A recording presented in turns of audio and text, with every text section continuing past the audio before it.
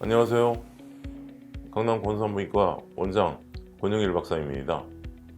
자궁근종이 있으신 분들이 가장 먼저 물어보시는 질문이 자궁근종은 몇 cm부터 치료를 하는지, 또는 검진에서 자궁근종 4cm가 있다는데 또는 6cm인데 치료해야 되는지 말아야 하는지입니다.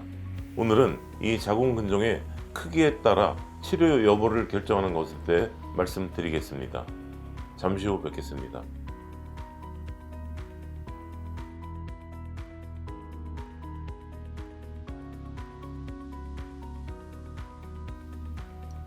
자궁근종이 몇 cm면 치료해야 되느냐, 자궁근종을 치료해야 하는지 말아야 하는지를 결정하는 데 있어서 크기를 중요하게 생각하시지만, 사실 가장 중요하고 먼저 고려해야 하는 것은 크기가 아니라 증상이 있느냐 없느냐입니다.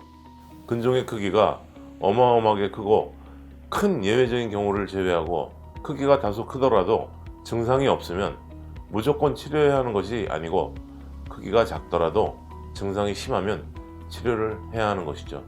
따라서 자궁근종 치료를 결정하는데 가장 중요한 것은 증상이고, 그 다음에 자궁근종의 종류, 크기, 그리고 개인이 처한 상황, 예를 들면 임신 계획이 있는지, 폐경과는 얼마나 가까운지 등을 종합적으로 고려하게 됩니다.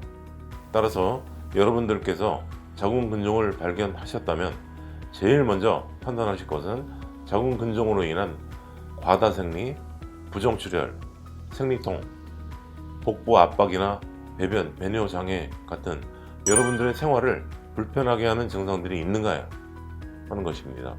자궁근종이 4cm라서 치료를 안 해도 되고, 반대로 7cm라서 치료를 꼭 해야 하고, 이런 것은 아니라는 말씀입니다.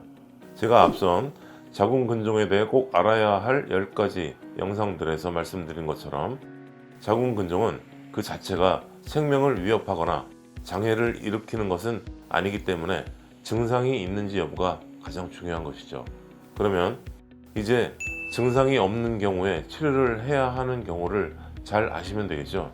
먼저 자궁근종의 종류에서 자궁의 근육층에 근종이 생기는 걸 근층 내 근종이라고 하고, 대부분이 여기에 해당됩니다. 그 외에 아기집이 만들어지는 자궁의 내막 쪽에 생기는 점막하 근종의 경우에는 크기가 작아도 치료를 고려할 필요가 있습니다. 왜냐하면 점막하 근종은 크기가 작은 경우에도 부정출혈이나 생리통, 난임 등을 일으키는 경우가 대부분이기 때문입니다.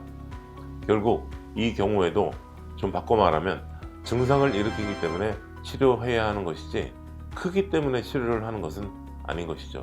특별한 증상은 없지만 임신 계획이 있으시다면 이 근종이 임신과 출산을 방해할 경우에는 치료를 하실 필요가 있습니다. 다만 자궁근종이 있다고 무조건 임신과 출산을 방해하는 것이 아니기 때문에 이 근종이 임신과 출산을 방해하는지를 면밀히 판단할 필요가 있겠죠. 근층 내에 있는 얌전한 근종이고 크기도 그렇게 크지 않은 경우라면 임신과 출산을 방해할 가능성이 적은 것이므로 구태여 치료할 필요는 없습니다. 증상이 없더라도 자라는 속도가 너무 빠른 경우라면 치료를 고려할 필요가 있습니다. 근종이 있으시다면 6개월에서 1년마다 한 번씩은 진료를 통해 모니터링을 하시기를 보내드렸는데요. 이런 모니터링 결과 1년 만에 5cm에서 7cm로 2cm씩 자란다면 방치할 수는 없는 것입니다. 이런 경우는 너무 커져서 치료가 힘들어질 수 있으니 치료를 고려하게 됩니다. 이런 이유 때문에 성인 여성이라면 6개월이나 늦어도 1년에 한 번 정도는 산부인과 진료를 권장합니다. 자궁근종의 크기가 아주 큰 경우에는 그 자체로 증상을 일으키게 됩니다. 예를 들면 바로 누워있는 경우에 복부를 누른다든지, 배변이나 배뇨를 방해한다든지, 요실금을 초래한다든지 하는 증상들을 초래하기 때문에 치료가 필요하게 되겠죠. 근종의 지름이 10cm라고 하면 대략 주먹만한 크기가 되는데요. 이 크기라면 사실 자궁 체부의 크기와 비슷해지고, 이런 살덩어리가 뱃속에 있으면 어딘가를 압박하기 쉬워지게 되는 것이죠. 제가 다른 영상에서 자주 말씀드린 것처럼 자궁근종은 그 자체로 생명을 위협하지도 장애를 초래하지도 않습니다. 따라서 자궁근종이 크든 작든 간에 자궁근종에 대해 지나친 공포감을 가질 필요는 없습니다. 크기보다는 증상이 중요하고 자주 모니터링 하시면서 크기의 변화 속도에 주의하시면 되겠습니다. 다음 영상에서는 이 자궁근종 크기와 관련해서 크기별로 적합한 치료법이 무엇인지를 많이 물어보시는데 이에 대해서 말씀드리도록 하겠습니다. 감사합니다.